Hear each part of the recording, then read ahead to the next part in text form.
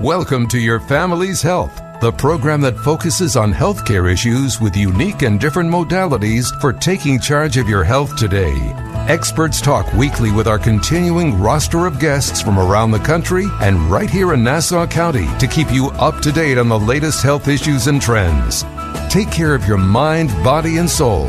Spend the next half hour with the voice of Nassau Community College, 90.3 WHPC, and get on the journey to better health. Hello and welcome to Your Family's Health. My name's Joan Buckley from the Department of Nursing here at Nassau Community College, and today I have a co-host, Fern Botto, and we're going to be talking about children with autism, and what they wish you knew. So the guest we have today is Ellen Notbohm, who is the author of 10 Things Every Child with Autism Wished You Knew, and it was recently debuted on Amazon Books as their #1 new book release on autism and Asperger's syndrome. Her work is informed, it's inspiring, it's delightful, and it has guided millions of families and professionals all over the world dealing with children with autism. So, Ellen, I want to welcome you to Your Family's Health on the voice of Nassau Community College, 90.3 WHPC, and Fern as well. So, Ellen, do you want to tell us a little bit about yourself and how this book became a passion 9 years ago, and it's still something that you're improving on? Sure, and thank you so much for having me and giving me the opportunity to connect not only with Fern, but with moms all around the world like us. The book is actually 15 years old. This is our 15th anniversary year, and it was originally written on kind of a dare, because I was putting together another book for my publisher, Future Horizons, which gave 1,001 tips on teaching and raising children with autism. And in sifting through all the material, my co-author and I had come across pieces that talked about what parents want teachers to know about their autistic kids, or what teachers want parents to know, or what moms want dads to know. And in all of this, I had said to her, well, who's speaking for the child? We're hearing from parents, we're hearing from teachers. Who speaks for the child? And she said, you do. And at that time, my son was a number of years past preschool, but in his preschool years, he had a teacher who had urged me to write a book because she felt that my perspectives were different than what was out there.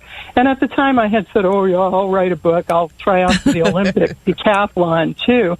And I didn't think about it. But eventually, when that kind of semi-dare came through, I wrote down 10 things that I thought children with autism wished other people knew about the way they process sensory input, about the way they communicate differently, about the way we think they are refusing to do something, but in reality they can't.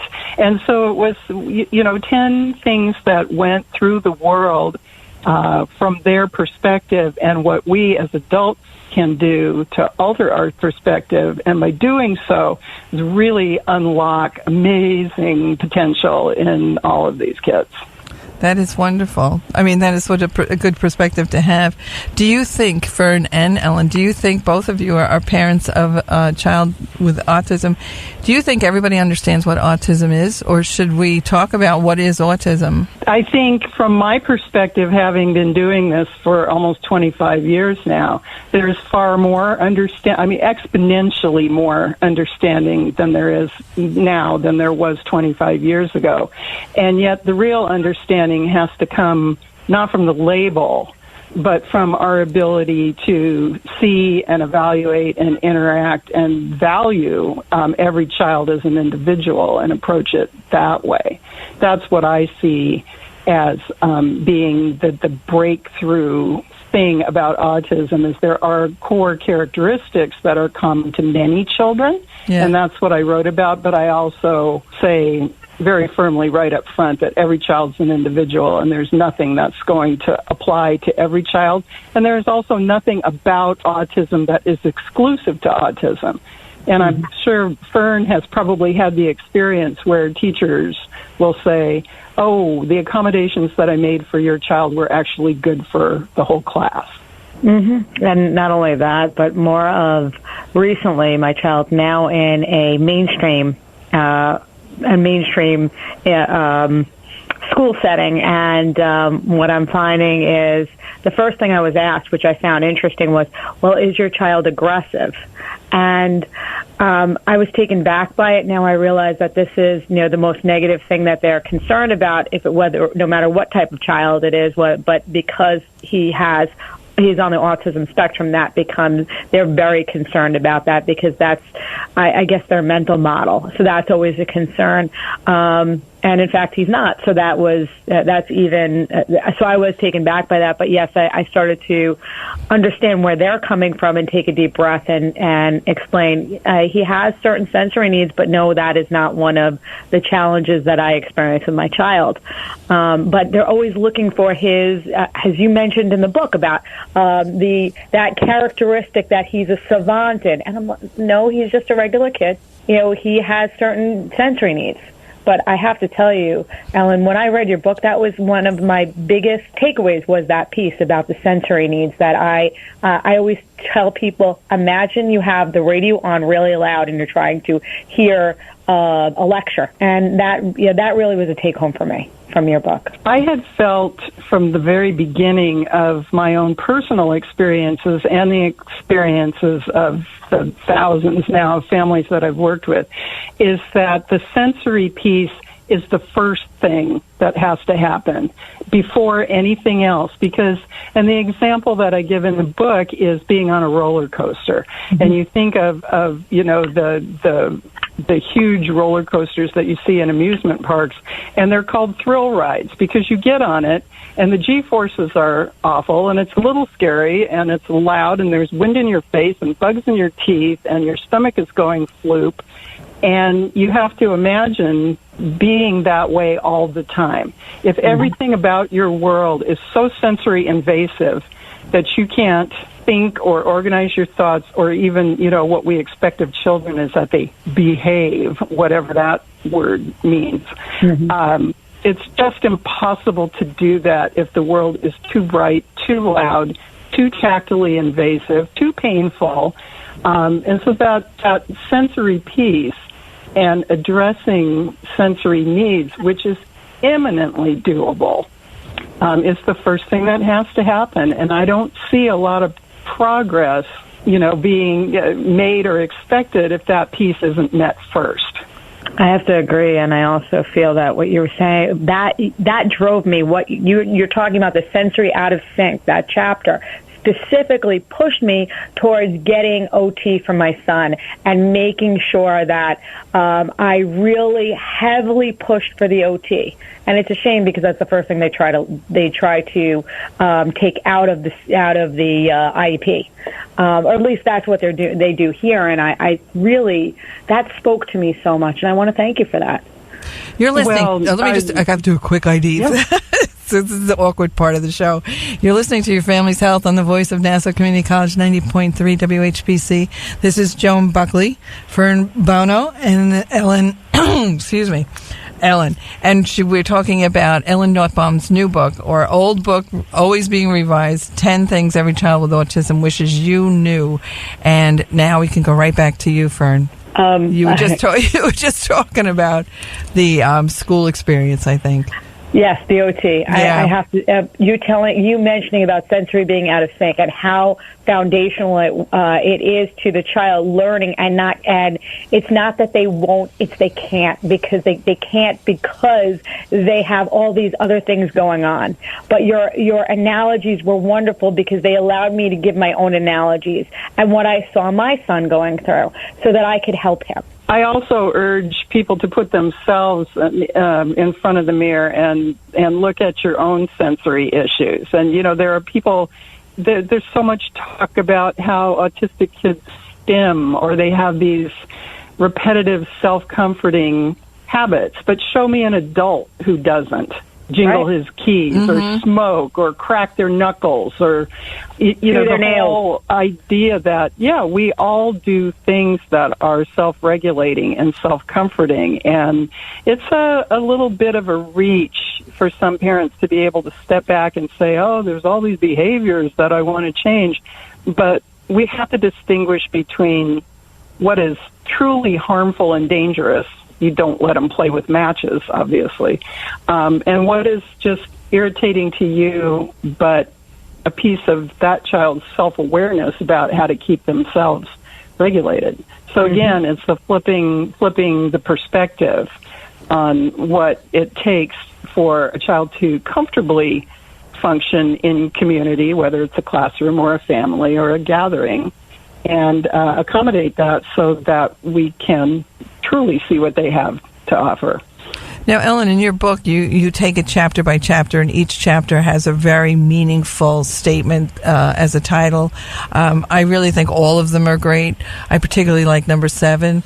But I'm just saying, how do you explain to someone, and I know the idea of the book is everybody that's involved in your child should read the book and learn about autism. But what do you say to someone who does not understand autism? What is the first thing you say so that you can open up their eyes almost to what they're seeing within your child?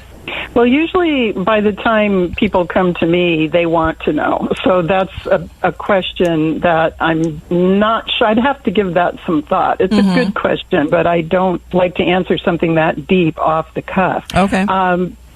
Pretty much, my position is that of perspective. And if you aren't willing to take the perspective of someone who communicates and experiences the world differently, then you're kind of going to be stuck in your own little world. And I'm frequently able to find examples within the lives of myself and my son and people like that, and kind of give examples as to why thinking needs to be altered. And I'm trying to come up with an example here. I do remember counseling a dad once who said, I absolutely cannot engage my son. I try so hard to engage him, and he will not engage with me. I have taken him to every sporting event I can think of, and he just sits there. And I said, your son doesn't like sporting events. And I said, if you think the things he wants to do are boring, then you have some idea how he feels when he has to go to these things with you.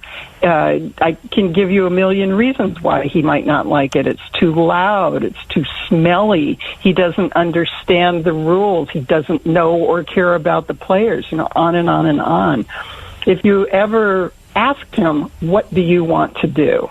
Or what do you not want to do? Because sometimes asking a question in reverse will get you a pretty interesting answer. But I said, do what he wants to do in the manner that he wants to do it, and he will engage. He will engage. And this man looked at me as if he had never thought of that. Yeah. And I thought, they're going to be okay. Wow. He just had not taken himself out of his own perspective. Sports are fun. Everybody enjoys sports. And, you could substitute anything for that. You could substitute, music or cooking or, anything you can think of. And the sights and the sounds and the smells and the proximity of too many strangers, and there's just so many reasons why that child would withdraw from something like that. But if you engage them on their own interest level, that's the place to start, and I've seen it work a million times. Well, I'm sorry. Let's take a quick break, and then we'll come right back to this part again. My name is Joan Buckley from the nursing department here at Nassau Community College, and we're talking about autism with Ellen Notbohm, author of 10 Things Every Child with Autism Wishes You Knew, along with Fern Bauner. Now, you're listening to Your Family's Health on the voice of Nassau Community College, 90.3 WHPC. To buy your home, you became a house hunting ace, learned about loans, scoured neighborhoods, and asked the right questions. Now you're queen of your castle. If you manage that, you can get your retirement plan on track. Visiting aceyourretirement.org can help. With 401k tips and smart saving strategies, you'll feel empowered to own your retirement like you own your home. Go to aceyourretirement.org, because when it comes to clearing financial hurdles, you're an ace. Brought to you by AARP and the Ad Council. We now return to Your Family's Health on the voice of Nassau Community College, 90.3 WHPC. Thanks for being with us today. This is Joan Buckley from the nursing department here at Nassau Community College, and we're talking about autism with Ellen Notbohm and Fran Buono. So, Fran, right before the break, you were starting to talk about something that related to Ellen's story about the dad that didn't understand why baseball did not connect him with his son. And she gave a great example, but you were just about to say something, so I think that would be great. When with your younger child, when your son was younger, can you talk about how you were able to identify things that he was interested in when it seems like he's more, how did you work with him when he was young and you were not able to really identify what he was very interested in? Well, all kids are interested in something. And again, if we kind of remove the veil from seeing the word interests or hobbies in our own perspective, then you begin to see what they're interested in. And I would observe him, and I made sure that he had a lot of unstructured time. Over-structuring the day and the life of an autistic child is very common. He goes to school, and there's therapies and appointments and all this stuff. And I decided fairly early on that he had an excellent school program and that he was putting his all into it every day with his little 5-year-old self, and that was enough. So I pulled him out of everything else and gave him this unstructured time every day and watched what he did with it. And and then I did those things with him. And instead of telling him, this is how you play, I asked him, how do I play with you? Whether it's a sandbox and a hose, or a box full of Matchbox cars, or Legos, or crayons, or he loved drawing things and cutting them out with the scissors and taping them together. So, one spring break we drew and cut and taped a train with 150 cars, and it went across the whole house.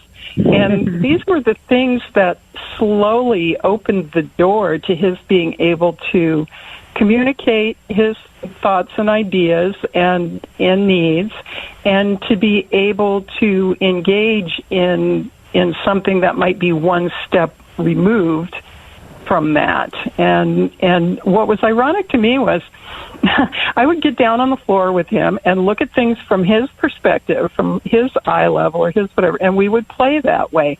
And I later found out, and much later found out, that there was a preeminent autism doctor, Stanley Greenspan, who had a therapy called floor time. Floor play, yeah. And it was exactly what I had been doing with my child for some years and didn't know it had a name. It was just intuitive to me that if you want to communicate with them, you've got to get down on their level and do it. Mm-hmm. Yeah. Plus, I thought it was fun. It wasn't work to me. I thought it was interesting and fun, and I really wanted to have that connection with him. So when you started writing this book and rewriting the book and really looking at it, what kind of response did you get from parents? Was it parents or professionals? Who was the first one to really reach out to you and say, "Oh my gosh, you've like Fern did. This really was a real eye opener and such a help." It was so interesting when it very first came out. See, I thought of it as being me reaching out to other parents like myself, and I still do think of it that way. But the scope of it is so broad. I started getting letters and emails from every kind of group imaginable. It was, support groups of all kinds around the world, and I couldn't believe how widely it was reaching. I think I described in the introduction that even though I heard from hundreds of autism groups, but I also heard from support groups for chronic pain and illness, or service dogs, or homeschoolers, and faith groups, and knitting circles, and health food people. And they all wrote to me and said, this is a message that crosses many borders. And that's kind of been my mantra all along, is that what's in this book is low tech. You will not find anything about biotreatments or insurance or apps or anything that could change tomorrow. It's core, borderless, genderless, not racial, not political, not cultural. We're looking at children. And kids are kids. That's where I'm coming from with this, is that these are things that never change. And that's the foundation. Yeah, and specifically, and one of the foundations is how can't shapes the child's behavior. And I remember you were saying this, and that really resonated. It is something everyone who works with children on the spectrum should understand. The adults in the child's life have the power to help or harm. Understanding the behaviors you reinforce is key. How do you help reframe that process for a teacher, your child in a class, for the teacher in the class that your child is in? I was wondering if I know that you mentioned being a wordsmith. I was wondering if you could help articulate that. I love that term. I love that term. I thought it was excellent. It was a way to articulate. I think it's a matter of, it's a matter of individuals. It's always a matter of individuals. Some teachers want to hear, and I think most teachers want to hear how best they can work with parents, but then there are those, we've all met our share of know-it-alls, and we've all met our share of people who have been doing it so long they're kind of marking time until they can get out. And it's a spectrum.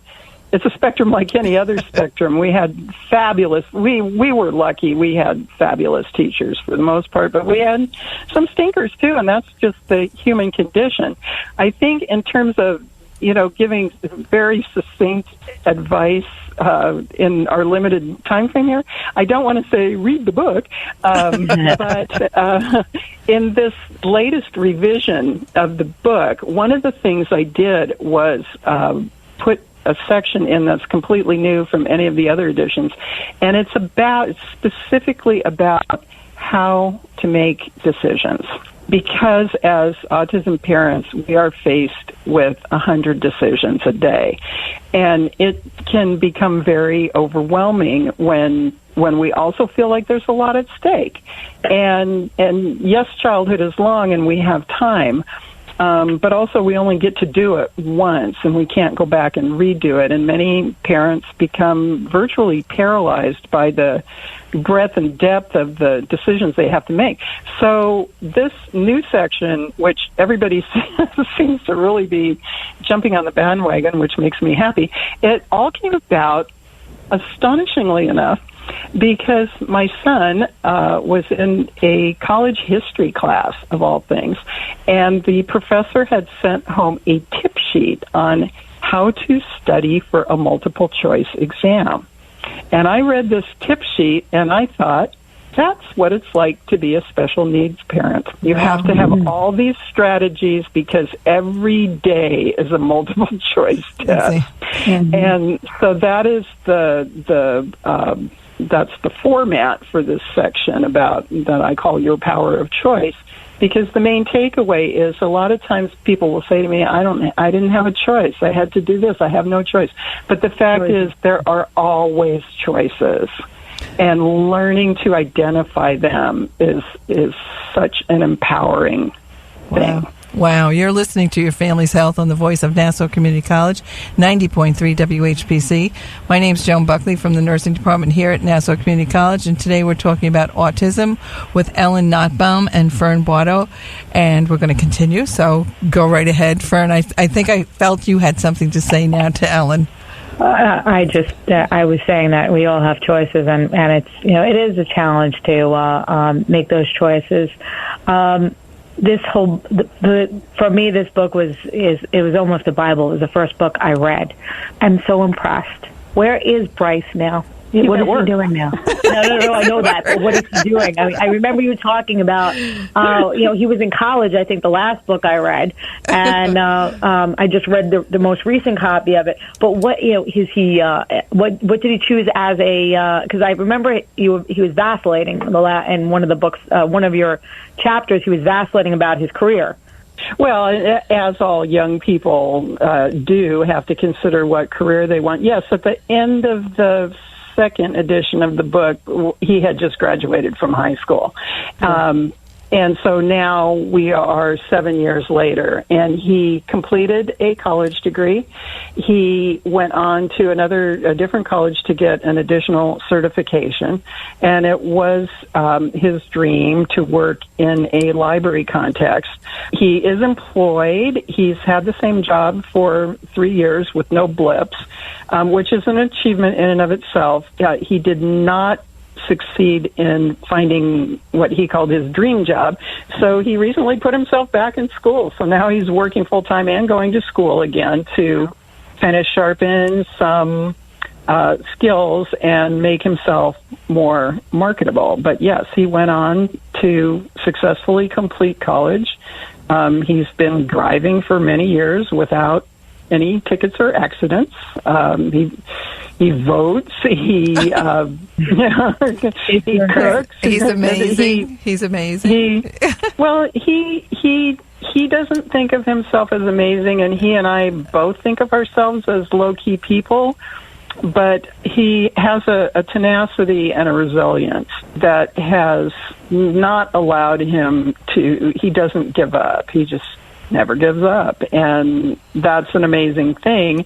And I think he's working real hard right now to take the next step in his adult and working life, but I still encouraging him to hold himself up as an example, because one thing that troubles me no end is the statistics that you see on how many autistic adults are not employed. And I completely blame a narrow focus workforce for not making even minimal accommodations that would vastly increase the number of autistic adults in the workforce and benefit companies in ways they haven't even thought of, let alone realized and embraced.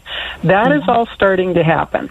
Ellen, if you had to give a takeaway message to all the listening audience before we finish, what would it be? I mean, it sounds like you're getting there as far as like these children can do anything, right?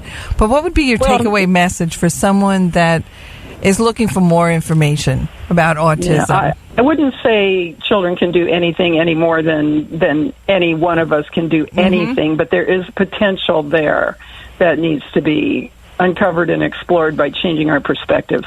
I would love to invite everyone to come to my website and read an excerpt from the multiple choice power of perspective that we were just talking about. There's an excerpt from the book about how to initiate strong decision making based on viewing your life as a multiple choice test, and there are 14 what I call power tools to do that, and that's on my website, which is ellennotbohm.com. Well, we want to thank you, Ellen Notbohm.com, for being here. You're the author of 10 Things Every Child with Autism Wishes You Knew. Fern, I want to thank you for coming and being with us today. This is Joan Buckley from the nursing department here at Nassau Community College, and we want to thank you for listening to this week's edition of Your Family's Health. We'd like to get your feedback on your family's health. Send your comments by emailing them to whpc@ncc.edu. Podcasts of today's show are available on iTunes, Android Podcasts, and Spreaker. This program was produced at the studios of Nassau Community College in cooperation with the nursing department. Join us next week for another edition of Your Family's Health on the voice of Nassau Community College, 90.3 WHPC.